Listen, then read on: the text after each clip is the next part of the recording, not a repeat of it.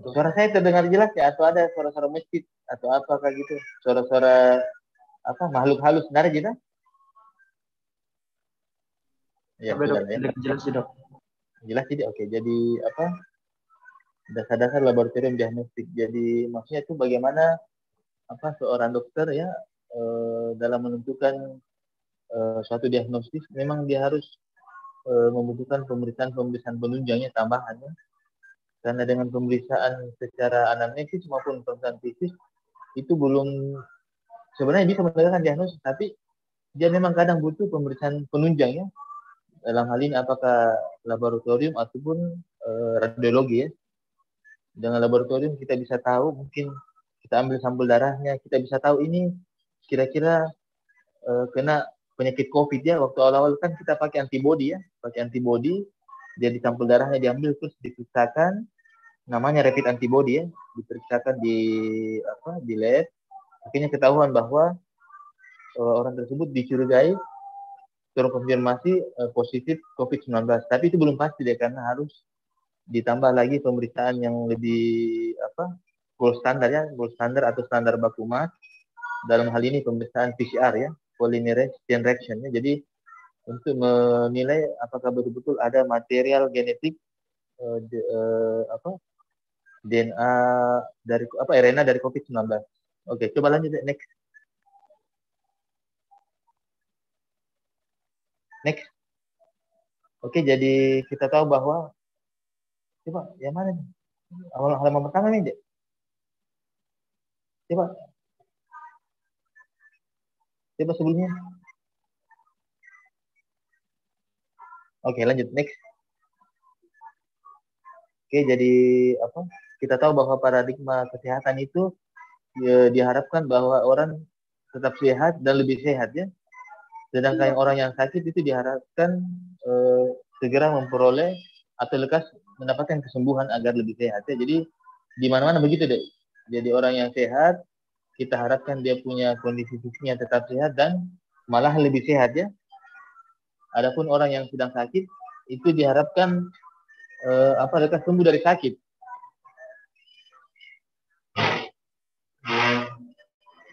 Oke, diharapkan lekas sembuh dari sakit atau dari penyakitnya yang dihadapi sekarang ya. Nah, dalam penentuan suatu penyakit atau diagnosis untuk membantu menegakkan diagnosis ataupun prognosis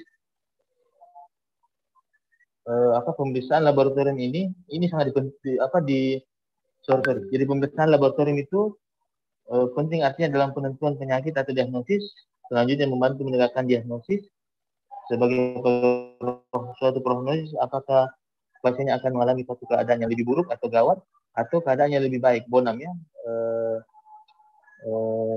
Bonam buruk, dudia, ragu-ragu ya. Terus bisa kita ketahui dalam hal mengendalikan penyakit ya, dan juga bisa memonitor pengobatan atau pemantauan jalannya penyakit ya. Dalam hal ini dokter melakukan pemeriksaan laboratorium ya. Jadi pemeriksaan laboratorium itu memang cuma pemeriksaan penunjang tapi terkadang itu justru dari pemeriksaan laboratoriumnya bisa tegak suatu diagnosis ya. Misalkan penyakit keganasan ya, leukemia ya, misalkan penyakit kanker ya, suatu malignansi ya, misalkan ada gangguan di paru-paru ya, atau ada gangguan di jantung, itu bisa dengan pemeriksaan laboratorium ya. Jadi tes laboratorium ini adalah pemeriksaan spesimen atau sampel yang diambil dari pasien ya. Apakah itu dia spesimennya dalam bentuk cair ya, apakah dia spesimennya dalam bentuk padat, nah itu nanti tergantung nanti dari dokter yang memintakan pemeriksaan laboratorium. Oke, lanjut. Next. Nah, dalam hal ini belum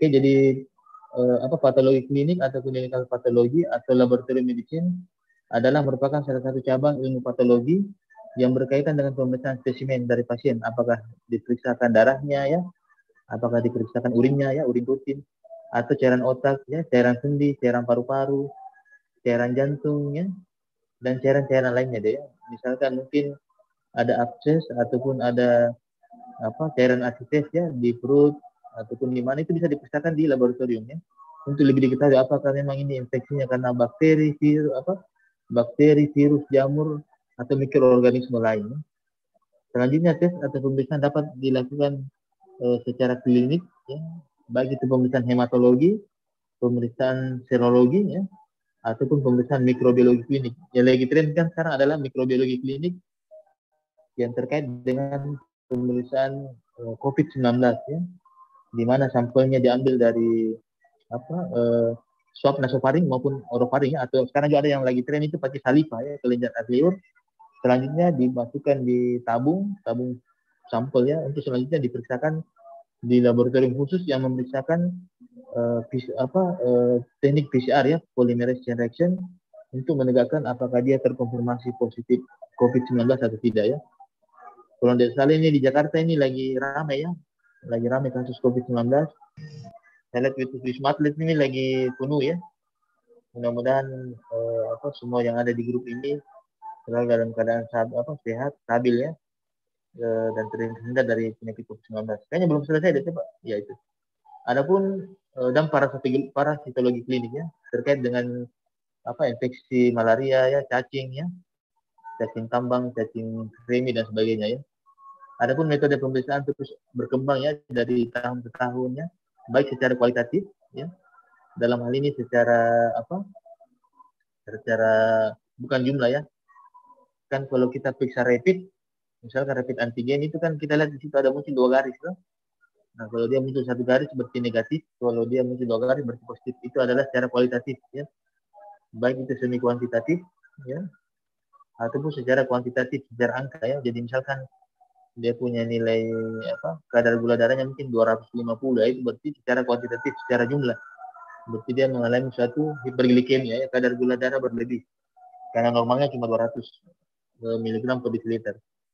Dan terus dilaksanakan dengan manual ya, secara manual itu berarti kita ada bantu pipet ya, dengan pemeriksaan tersendiri, baik itu secara semi otomatis berarti ada campuran tangan kita, terus ataupun otomatis sampai robotik ya. Next.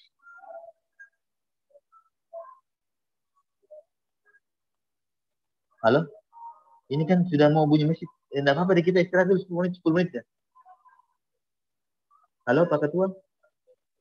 Dok, iya dok. Ya istirahat dulu 10 menit ya. 10 atau 15 menit. Ya nah, jadi kita sholat asar dulu ya, baru kita lanjut. Ya jangan tinggalkan lingsungnya nih, tetap saya terkoneksi ya, oke? Tapi dok, baik dok. Oke, jadi saya izin dulu, kita izin sama-sama sholat asar dan kita lanjut di pukul 15.45 ya. Oke, terima kasih dok. Tapi dok, iya dok.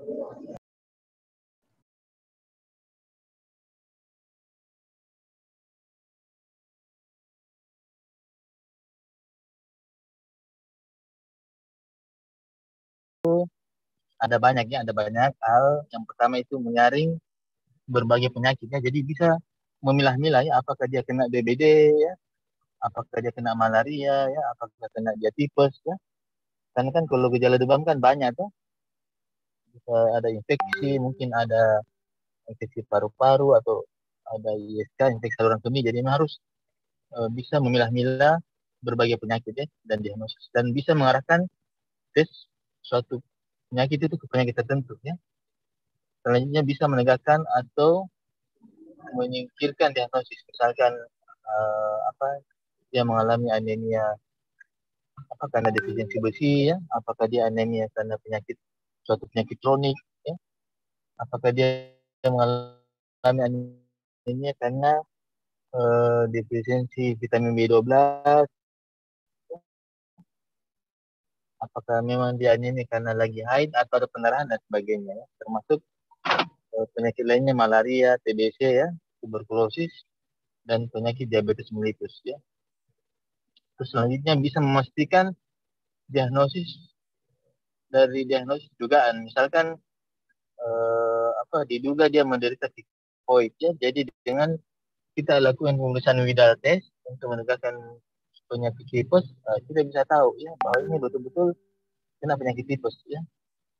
Termasuk penyakit hepatitis B, human immunodeficiency virus atau HIV ya. Tujuannya itu bisa memasukkan atau mengeluarkan dari diagnosis diferensial. Jadi kita bisa membeda-bedakan DD ya, differential diagnosis, dengan berdasarkan hasil laboratorium. Ya. Kan kalau seorang dokter itu pada saat memeriksa pasien kan pasti dia punya DD ya, dia punya banyak diagnosis banding ya. Karena tidak mungkin dia langsung menegakkan diagnosis, oh ini pasti kena infeksi biasa gini, itu oh ini pasti kena infeksi virus ya, influenza, apakah dia kena DBD, apakah dia kena malaria dan sebagainya. Itu harus dipilih-pilih dengan pemeriksaan laboratorium tertentu ya. Di samping maksudnya tetap anamnesis dan tempis ya. Misalkan dia bilang, ini dok, saya sudah demam kurang lebih 1 minggu lalu, naik turun, nanti demamnya sore hari ya. Terus ada riwayat menggigil, nafsu makan menurun, mual muntah. Itu kan bisa juga demam berdarah ya, bisa demam berdarah, bisa tipes, bisa malaria, bisa ya. Nah, tadi langsung dia bilang, oh pernah saya ada riwayat bepergian dari daerah Papua ya. Saya pernah ada riwayat bepergian dari daerah Kalimantan. Nah, kita bisa mengarah kecurigaannya ke malaria ya. Jadi itulah pentingnya aja mengapa harus ada anamnesis ya.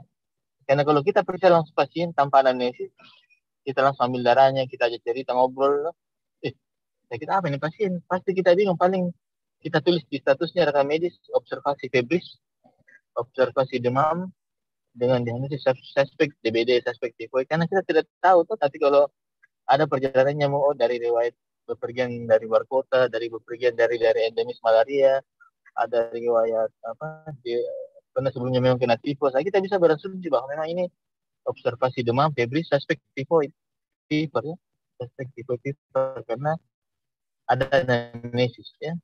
Jadi sekali-sekali lagi jangan pernah menyepelekan itu masalah anamnesis. Dari anamnesis itu kadang diagnosis sudah bisa ditegakkan 70 sampai 75% ya. Selebihnya itu ya kita pemeriksaan penunjang, apakah dengan laboratorium ataupun dengan pemeriksaan radiologi ya. Kalau misalkan dia mungkin ada riwayat batuk darah, itu ada sesak nafas, kita bisa lakukan pemeriksaan ronsen, foto ronsen toraks, kita bisa pastikan apakah memang ada pembesaran jantungnya, apakah kardiomegali, apakah memang ada infeksi di paru-paru. Selanjutnya bisa menentukan beratnya penyakit, misalkan pada penyakit hepatitis atau infeksi saluran kemih. Apakah ada batu saluran kemih, BSK ya, atau hanya infeksi saluran kemih biasa saja. Next.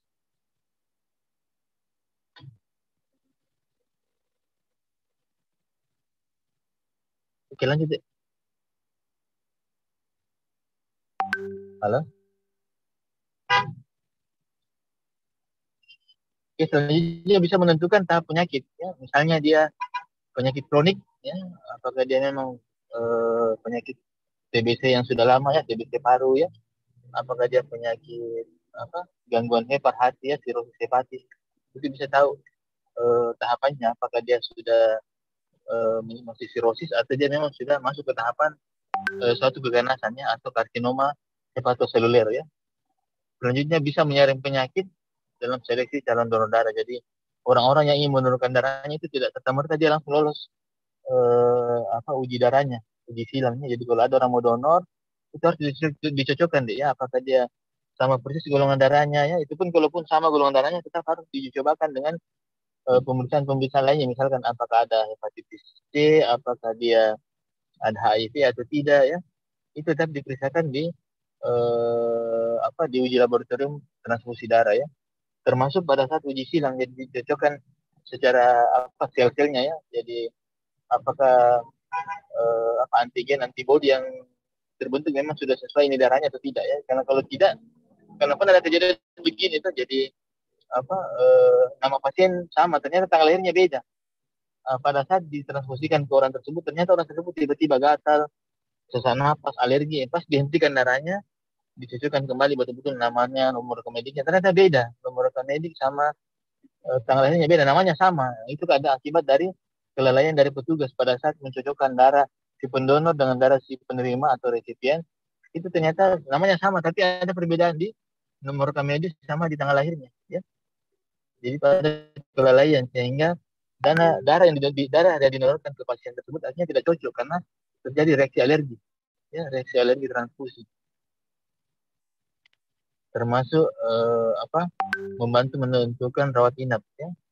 Misalkan ini pasien harus dirawat inap dari hasil lab yang telah dikeluarkan oleh dokter, oh ternyata ini demam-demam biasa, jadi mungkin bisa rawat jalan gitu, mungkin influenza biasa gitu, bukan yang kayak sekarang ada COVID-19 ya yang harus betul-betul dikhawatirkan ya. Dan orang sekarang salah sedikit batuk pilek dikira ini penyakit COVID ya, padahal belum tentu ya. Bisa saja mungkin dia habis minum es selama berapa hari, suara terganggu ya, karena mungkin dia seorang penyanyi kah, atau dia seorang public figure ngomong di mana-mana, akhirnya suaranya habis, kita suaranya bergetar pada saat ngomong, dikira ini COVID padahal bukannya. Terus selanjutnya membantu dalam menentukan terapi atau pengelolaan dan pengendalian penyakit. Misalnya pada pasien-pasien leukemia itu bisa ditahu apakah tahapan siklus pemberian kemoterapinya sudah sesuai atau tidak ya. Dalam artian setelah berikan kemoterapi, diperiksa lagi dia punya hapusan darah tepi ya di laboratorium, terus termasuk penyakit diabetes, bisa dikontrol kadar gula darahnya, kadar gula darah sewaktu, kadar gula darah 2 jam habis puasa, atau kadar gula darah puasa, itu bisa ditahu dengan dilakukan pengontrolannya. Termasuk yang terakhir itu membantu dan memonitor ketepatan terapi. Takutnya obat yang diberikan ini tidak sesuai ya. Jadi kalau kita monitor hasilnya, oh ternyata leukositnya menurun, tuh leukositosis tadinya tinggi, ini dengan pemberian terapi ternyata cocok ya, darah putihnya menurun, mengarah ke dalam batas normal, atau trombositnya mungkin menurun karena demam berdarah. Setelah pemberian terapi ternyata diperiksa laboratoriumnya, trombositnya menaik, mendekati nilai batas normal. Jadi yang tadinya trombositopenia naik menjadi trombosit yang normal. Coba next deh.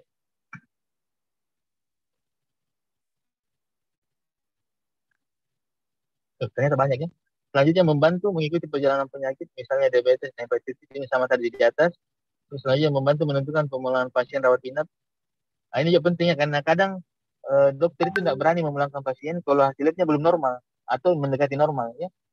Jadi ini juga menentukan deh ya. Kadang kalau ada seorang dokter terus dia rawat mungkin dengan penyakit tertentu ya, apakah misalkan demam berdarah ya, dia lihat nilai trombositnya itu masih rendah ya, mungkin trombosit vena mungkin normalnya trombosit 150.000 sampai 400.000, dia ternyata masih sekitar 95 kah atau 120.000, itu masih dokter belum berani mengeluarkan, kecuali kalau dia sudah stabil, sudah dalam batas normal ya. Jadi ini betul-betul membantu menentukan apakah ini pasien bisa pulang atau masih tetap di opname ya. Dalam hal ini bila hasil tes laboratorium sudah normal kembali, artinya pasien boleh pulang ya. Selanjutnya memprediksi atau menentukan prognosis penyakit. Misalnya pada orang-orang dengan gangguan metabolisme lipid ya, dalam hal ini dyslipidemia ya. Jadi mungkin kolesterolnya mengalami peningkatannya, yang normalnya 200 dia mungkin 300 ya, hiperkolesterolinemia, atau mungkin ada kolesterol jahatnya yang mungkin yang meningkat ya, LDL low density lipoprotein, atau HDL-nya mungkin kolesterol baiknya menurun ya, high density lipoprotein ataupun trigliseridanya ya. Jadi biasa begini, ada orang-orang yang badannya kurus ya, badannya kurus tidak gemuk, pas dicek dia punya kolesterol ternyata tinggi ya. Nah, ternyata memang setelah dia anamnesis, ditanya-tanya riwayatnya dan sebagainya, ternyata memang dia riwayat sering makan goreng-gorengan ya, sering makan makanan berminyak. Ternyata memang tidak semua orang kurus itu kolesterolnya normal, bisa saja dia kolesterolnya tinggi karena hiperkolesterolema akibat tadi ya, asupan makanannya sehari-hari itu memang tinggi akan kandungan kolesterolnya, minyaknya tuh, seperti makanan-makanan berminyak, ikan goreng, bawang. Tapi kalau sekarang ini musim hujan ini memang dek makan gorengannya, bawang goreng, pisang goreng ya. Saya juga senang jadi itu, apalagi kalau di traktir itu ditambah dengan minuman panas sore-sore hari ya. Ini Makassar lagi mendung ya, lagi gerimis ya. Selanjutnya, jadi misalkan pada pasien-pasien dengan dislipidemia dengan penyakit jantung koroner ya, gangguan jantung ya, ataupun penyakit kanker dengan kematian ya. Dengan nilai hasil begini, tumor markernya ya, penanda tumornya, penanda keganasannya, kemungkinan ini memang berat ya. Ini bisa berujung dengan kematian. Tadi itu belum pasti juga namanya kan dokter hanya memprediksi saja ya. Tetap ajar seseorang itu yang menentukan Allah Subhanahu wa taala, tapi dokter bisa memprediksi bahwa kemungkinannya ini hidup sekian persen dan sebagainya tuh. Apalagi kalau dilihat dari tanda-tanda vital ya, tekanan darah ya, pernafasan, suhu ya, bagaimana dia punya ritme EKG, rekam jantung ya, itu bisa sudah dinilai bahwa ini kemungkinannya berat ya. Kemungkinannya ini bisa berisiko fatal itu ke kematian, tapi tetap ada namanya dokter selalu berupaya untuk memberikan yang terbaik bagi pasien ya. Termasuk yang terakhir itu adalah mengetahui status kesehatan umum atau general check up ya. Jadi kalau biasa ada pemeriksaan medical check up, itu bisa diketahui semua apakah fungsi hatinya bagaimana ya, apakah ada peningkatan nilai SGOT, SGPT atau peningkatan fungsi ginjal ya, urin kreatinin, bagaimana dengan kadar gulanya ya, darah rutinnya dan sebagainya. Lanjut. Oke, jadi dalam hal suatu laboratorium itu dia harus mempunyai aturan-aturan yang harus dimiliki oleh laboratorium dalam hal ini untuk menilai efektivitasnya, keefektifan dari tes laboratorium ya, dari suatu tes laboratorium. Apakah dia kita nilai dari nilai presisi atau teliti ya. Jadi misalkan begini, jadi memang itu setiap hasil lab itu kadang berbeda-beda ya. Jadi misalkan begini, ada pasien periksa di klinik A atau rumah sakit A ya. Ada contoh di kasus, jadi dia ini periksa daerah rutinnya untuk menilai apakah dia demam berdarah atau tidak. Jadi periksa trombositnya itu di rumah sakit yang ini normal gitu. Kenapa normal gini ya? Pas tidak lama dia pergi di rumah sakit lain, ini menurun drastis ya. Jadi lebih bahaya di sana karena kita periksa laboratorium ternyata normal, tapi di sini dokter bilang saya sakit DBD demam berdarah ya. Nah itu memang memang ada, memang biasa tiap lab itu berbeda dia punya interpretasi. Jadi makanya memang laboratorium itu kadang ada namanya second opinion ya, maksudnya sebagai pembanding. Jadi mungkin ini pasien juga merasa tidak puas, bahwa dia merasa bahwa tidak mungkin ini anak saya tidak sakit. Nah ini sudah berapa hari demam ya? Sudah berapa hari demam, sudah ada gejala-gejala yang muncul, gejala fisik ya, itu sudah betul-betul menunjang itu mengarah ke suatu penyakit. Tapi kenapa di rumah sakit tersebut atau klinik tersebut menyatakan bahwa dia normal ya? Nah, karena dia tidak puas, dia ada second opinion, dia ada opini kedua, dia pergi ke tempat lain. Nah, itu mungkin terkait dengan efektivitas dari satu laboratorium. Misalkan mungkin memang dalam hal ini ketelitian yang kurangnya, apakah sampelnya pada saat dicampur dengan buffer atau reagennya kurang atau bagaimana, itu memang bisa kadang terjadi ya. Jadi yang pertama itu dinilai adalah bagaimana dia presisinya atau teliti atau tidaknya ya dalam pencampuran mungkin reagen buffer itu sampel dengan buffer reagen dan sebagainya untuk menunjukkan satu hasil pemeriksaan laboratorium. Terus keakuratannya ya, tepat atau tidak ya. Terus pemeriksaannya cepat atau lama ya. Terus sensitif. Ini kan yang paling sering dibahas ini sekarang tuh. Bagaimana suatu alat itu bekerja. Apakah dia sensitifnya berapa persen, apakah dia spesifikasinya berapa persen, itu penting ya. Termasuk efektifnya itu manakala item yang kita mau periksakan itu tidak mahal mungkin tuh, atau tidak sulit diperiksa ya. Ada kan biasa kadang sulit, harus mungkin pergi di laboratorium tertentu atau harus sampelnya dikirim ke Jakarta ya. Pernah ada kejadian dulu teman waktu itu masih tahun lalu ya, lagi tren-tren, lagi panas-panasnya COVID ya waktu itu. Dia harus diperiksa suatu parameter tertentu, tapi itu pemeriksaannya ada di Jakarta. Kebetulan itu hari libur ya, hari libur. Karena dia tidak diperiksa itu dokternya bingung mau kasih obat apa, tapi terlambat karena pasiennya meninggal besok ya. Dengan seandainya ini sampelnya dikirim ke Jakarta dan segera bisa diketahui pada hari itu juga, tapi itu tadi deh, karena tidak semua yang kita mau periksakan ada mungkin di wilayah tertentu, mungkin daerah terpencil ya, mungkin di daerah perkotaannya. Jadi memang kalian nanti sebagai seorang dokter, sebagai garda terdepannya, kalau Garuda di dadaku berarti itu sepak bola ya, Garuda di dadaku, bukannya ini sebagai garda terdepan dalam arti nanti kalau kalian sudah jadi dokter, baik itu di daerah terpencil ya atau di pedesaan, di mana kalian harus bisa menegakkan suatu diagnosis atau dengan analisis yang baik supaya kalian bisa nilai apakah ini memang penyakitnya harus segera ditangani atau kalian bisa tangani di tempat kalian tuh. Jangan sedikit-sedikit karena kalian mungkin malas. Rujuk milih. Ada di rumah sakit kabupaten, ada di rumah sakit kota. Tidak boleh. Jadi kalian sebagai seorang dokter ya, sebagai seorang tenaga medis kesehatan harus betul-betul menunjukkan diri kalian bahwa saya mampu untuk menangani pasien. Kalau memang tidak bisa, dilakukan rujukan. Ya. Karena ada juga kadang dokter itu tidak mau rujuk, dia mau ditangani sendiri. Ya. Nanti kalau pasiennya sudah parah, sudah gawat, baru merujuk. Ya, padahal memang ada istilahnya sistem rujukan. Kalau memang dari awal kita merasa ini bukan standar kompetensi dokter Indonesia sebagai dokter umum, lebih baik kita rujuk. Tapi kalau memang dia terbatas, terpencil, ya kalau bisa kita lakukan dulu meresusitasi ataupun menstabilkan dulu kondisi pasien, tapi benar-benar kita bisa rujuk. Jangan sampai pasien dirujuk dalam kondisi tidak stabil, baru naik dari mobil, baru jalan mungkin 200 meter tiba-tiba meninggal, ya. Atau tiba-tiba sesak napas, itu harus kalian perhitungkan nanti sebagai seorang dokter dan juga sebagai seorang manajer ya di suatu tingkat kepala rumah sakit ya, atau direktur. Selanjutnya prosedur dan metode tes harus baku sesuai dengan gold standar ya, standar baku dan benar hasilnya ya. Selanjutnya tes segera dikomunikasikan kepada dokter pemeriksa ya.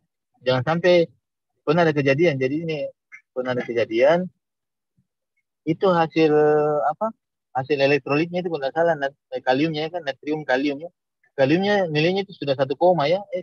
Pokoknya rendah sekali nih. Nah, pas kita ada petugas telepon ke belakangnya perawatan ICU, bilang tadi ini mau lapor nilai kritis, nilai kaliumnya sekian tuh di bawah nilai apa sangat kritis. Ada langsung dia bilang petugas di ICU, bilang bagaimana caranya, nah pasien sudah ke kamar jenazah. Jadi ada keterlambatan pemberian informasi deh. Jadi manakala sudah hasil lab harus segera diinfokan, jangan sampai petugasnya mungkin memang di belakang atau lupa disampaikan ke dokter konsulennya, itu padahal pasien sudah gawat sebenarnya, tapi karena penyampaiannya yang terlambat, pasiennya sudah dibawa ke kamar jenazah, baru ada informasi bahwa nilai kaliumnya sangat rendah, itu terlambat ya, sumber informasinya terlambat. Jadi harus betul-betul hasil tes segera dikomunikasikan kepada dokter pemeriksa ya. Selanjutnya hasil tes dipengaruhi oleh terapi ya, ataupun mungkin ada riwayat-riwayat minum obat ya, makanan tertentu, ada kegiatan fisik sebelum tes, itu akan mempengaruhi hasil. Ya. Jadi memang ada prosedurnya sebelum pengambilan tes, diinfokan, oh Bapak jangan makan puasa jangan dulu olahraga berat, jangan minum obat-obat. Jadi ini untuk agar hasilnya tidak terpengaruhi ya. Jadi memang betul-betul tes dilakukan dalam keadaan basal standar supaya hasilnya itu sesuai dengan yang diinginkan. Next.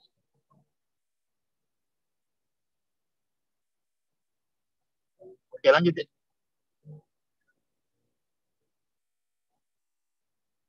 Oke, jadi ada pun kegunaan tes penunjang diagnostik. Yang pertama itu tes diagnostik dapat digunakan untuk screening ya. Misalnya untuk mengidentifikasi faktor risiko untuk suatu penyakit. Ya. Dalam hal ini faktor risiko diketahui maka dapat segera dilakukan intervensi untuk mencegah terjadi. Jadi misalkan ini apa sih yang kayak screening COVID ya, kita tes rapid antigen ternyata muncul dia positif. Nah, itu sebagai screening. Jadi untuk lebih ditingkatkan sebagai faktor risiko, kita segera lakukan pemeriksaan gold standar, dalam hal ini pemeriksaan PCR ya. Termasuk mungkin pada saat kita periksa urin rutin, ternyata ditemukan ada proses infeksi ya, ada infeksi meningkat, mungkin ada ditemukan di sedimen urinnya ada leukosit ya, leukosituria. Nah, kita laporkan bahwa ini kemungkinan ada batu saluran.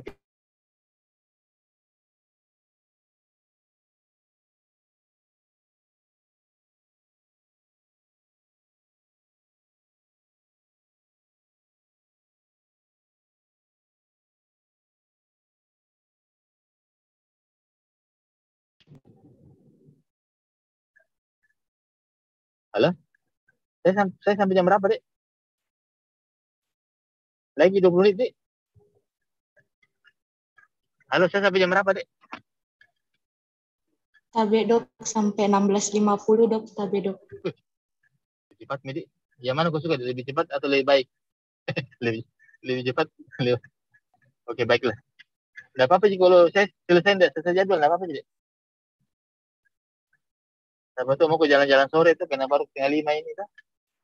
Siapa tahu mau ke rumah tetangga atau sahabat, ya. Istilahnya bisa belajar keras, tapi jangan terlalu dipaksakannya, dalam artian kita belajar dengan sepenuh hati ya.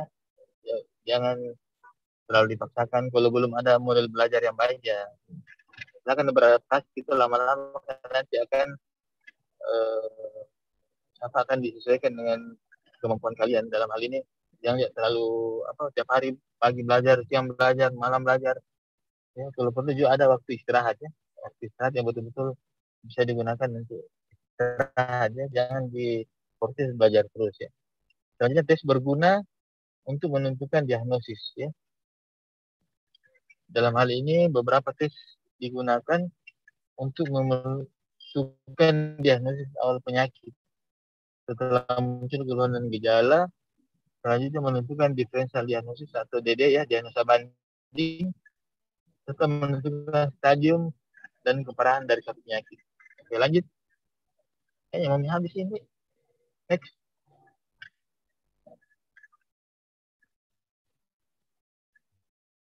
Coba lanjut, apa lagi setelahnya? Oke, selanjutnya tes juga berguna untuk manajemen pasien, baik itu mengevaluasi keparahan penyakit, memperkirakan prognosis, monitoring suatu penyakit, mendeteksi gangguan penyakit, penelitian obat, dan penelitian terapi. Yang sama jangan tadi. Coba lanjut lagi.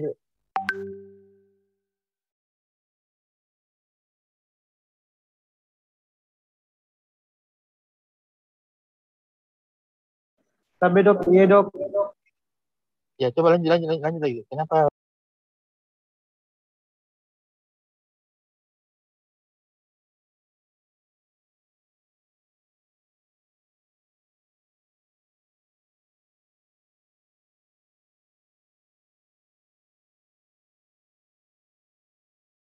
Berhenti. Oke, coba lanjut tadi. Betul yang tadi. Oke, jadi ada pun namanya tes saring ya. Tes saring adalah tes untuk menyaring ada atau tidaknya penyakit ya. Jadi tes saring itu adalah untuk menyaring ada atau tidaknya penyakit yang biasanya cepat, sensitif, dan tidak mahal ya. Jadi itu adalah tes saring atau namanya tes screening ya.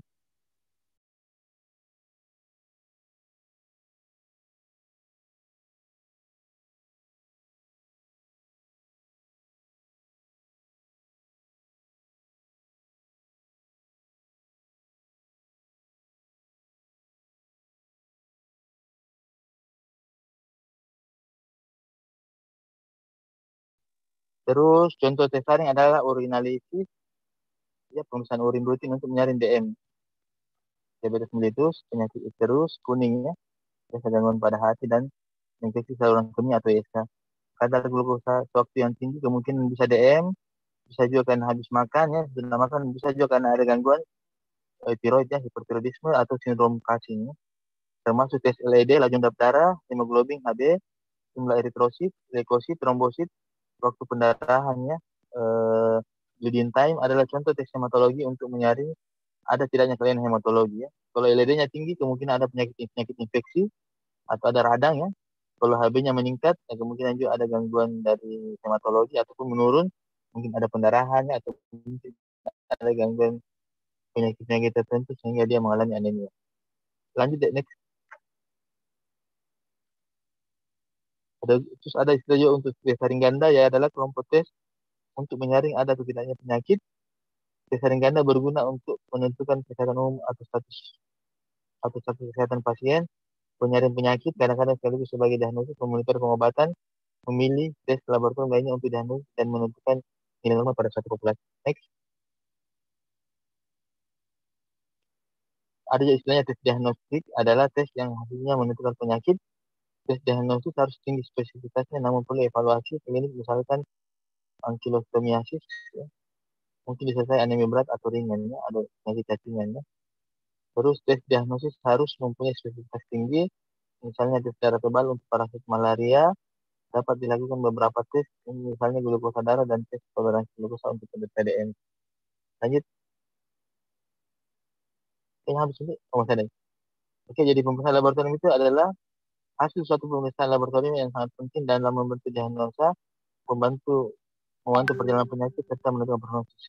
Terdapat 3 faktor utama yang mendapat menyebabkan kesalahan hasil laboratorium. Yang pertama itu adalah kesalahan pra-analitik, kesalahan analitik, dan juga kesalahan pasca analitik. Ya. Jadi sebelum dilakukan tes, pra-analitik, setelah dilakukan tes, analitik, pada saat proses pemeriksaan atau analitik, dan pada saat proses hasil sudah keluar pasca analitik. Next. Ternyata banyak juga ya, saya kira habis. Oke, pra-analitik pada tahap ini sangat penting diperlukan kerjasama antara petugas, pasien, dan dokter, yang termasuk tahapan pra-analitik meliputi pemahaman instruksi dan pengisian formulir secara lengkap, meliputi identitas pasien. Jadi harus kayak tadi saya ceritakan bahwa karena namanya sama, tapi nomor rekam medisnya dan tanggal lahirnya beda, itu bisa terjadi kesalahan yang fatal ya, karena adanya identitas pasien itu nama harus sesuai alamat atau ruangannya ya, di kamar berapa, umur, jenis kelamin, jam pengambilan sampel, data klinis atau diagnosis, dokter yang mengirim, tanggal, dan kalau diperlukan pengobatan yang sudah diberikan itu dicatat di lembar permintaan pemeriksaan laboratorium. Termasuk persiapan penderita dan persiapan alat itu betul dalam keadaan sudah oke ya untuk dipakai. Next.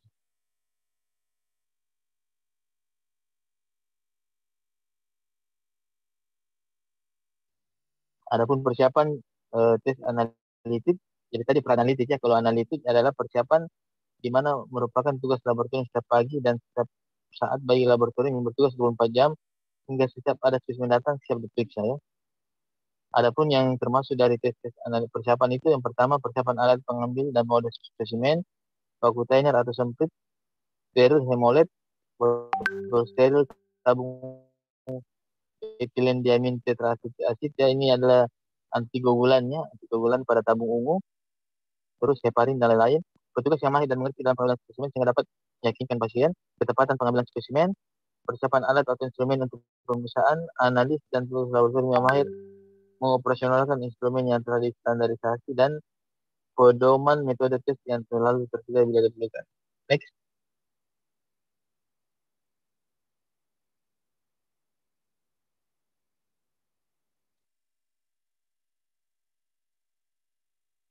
Oke, lanjut deh.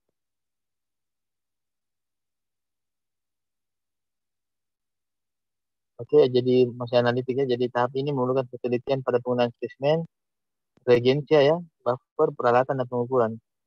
Spesimen misalnya serum untuk tes kuantitatif harus diukur tepat, misalnya dengan pipet ukur otomatis, reagensianya berkualitas, penggunaan alat mulai pipet ukur otomatis, tabur reaksi sampai peralatan canggih harus memenuhi baku mutu ya, gold standar. Terus analisis sesuai dengan pedoman dan dilakukan pada suhu tertentu, karena biasa kalau suhunya tinggi kadang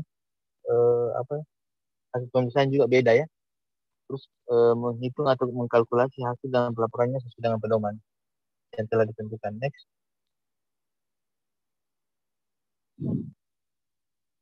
Adapun untuk pasca analitik adalah tes dengan hasil yang cepat, teliti, dan akurat yang diharapkan oleh semua pihak, antara lain analis yang selesai memeriksa segera menyerahkan hasil pemeriksaan, dokter penanggung jawab segera memeriksa dan menginterpretasi, menandatangani hasil sebelum dikirimnya. Jadi harus ditandatangani hasilnya, karena kan kadang ada istilahnya suket ya, suket palsu, surat keterangan palsu, bukan dia yang periksa tapi dia dipalsukan tanda tangannya, seakan-akan diperiksa padahal tidak ya. Kan tren dulu tuh yang suket antigen palsu ya, surat keterangan rapid antigen yang palsu. Selanjutnya bila ada hasil yang tidak sesuai berdasarkan diagnosis sementara oleh dokter penginap, sebaiknya segera ada komunikasi antara dokter lab dan dokter penginap. Jadi harus ada komunikasi, jangan sampai tidak sesuai dengan yang ingin diperiksakan. Untuk efektivitas diagnosis dapat dilakukan tes penuhnya lainnya, misalnya foto ronsen, EKG, USG, ultrasonografi, biopsi, endoskopi, dan lain-lain. Next. Adapun syarat alat laboratorium standar baik adalah metodologi harus dicantumkan sehingga dapat diketahui akurasi dan reliabilitas produksinya. Setelah dilakukan tes akurasi dan teliti dan akurat, presisi, harus mempunyai nilai normal yang tetap, dan sensitivitas dan spesifikasinya sesuai dengan gold standar. Next. Ini adalah persiapan pasien sebelum pemeriksaan. Pasien harus puasa. Selama puasa, pasien tidak diperbolehkan makan dan minum kecuali air putih. Hindari merokok, makan permen karet, minum kopi dan teh tanpa gula, alkohol, obat-obatan tertentu seperti amfetamin, narkoba ya, morfin, heroin, ganja ya, karena akan mempengaruhi hasil pemeriksaannya. Jangan melakukan aktivitas berat seperti olahraga sebelum pengambilan darah sebaiknya dilakukan pagi hari. Next. Selanjutnya, hal penting selama proses pengambilan darah, darah tidak boleh diambil dari pena yang telah dipasang infus intravena. Kan ada orang biasa malas ambil darahnya dari daerah fosa kubiti, dia langsung lepas infusnya terus diambil darahnya dari situ, tidak boleh ya. Itu menyalahi prosedur ya.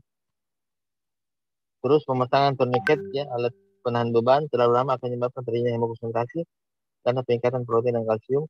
Beberapa sampel membutuhkan penyimpanan atau penyimpanan khusus seperti pemeriksaan gas darah. Penundaan pengiriman sampel akan mempengaruhi hasil pemeriksaan, misalnya glukosa menjadi lebih rendah. Next.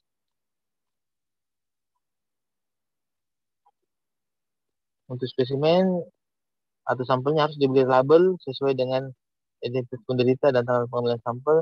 Harus menyebutkan waktu pengambilan sampel, misalnya pada saat panas tinggi untuk diagnosis typhoid fever, demam tifoid. Pengolahan spesimen atau sampel dan melaksanakan tes harus hati-hati serta menganggap bahan tersebut infeksi berisiko untuk tertular ya. Next.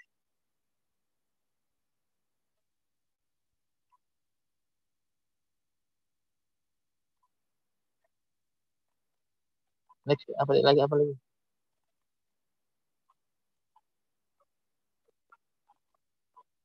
Next.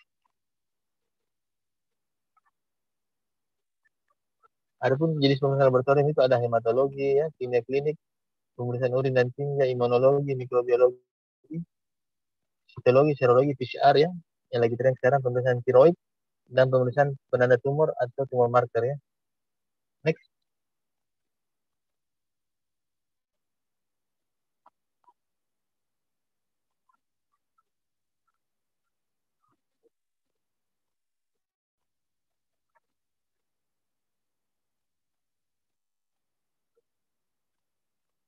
Lanjut.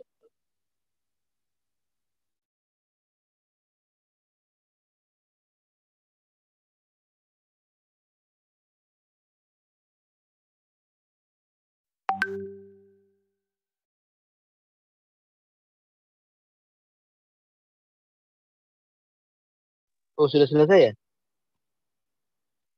Tabedok, iya dok. Oh, selesai nih? Tabedok, iya dok. Artinya muncul ucapan terima kasih ya. Ada yang mau ditanyakan, Dek? Silakan, Dek.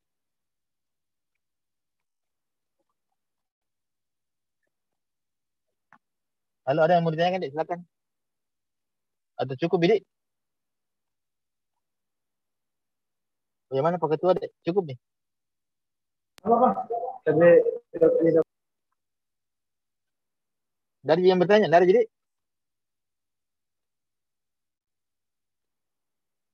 Halo, ada yang bertanya, dari jadi.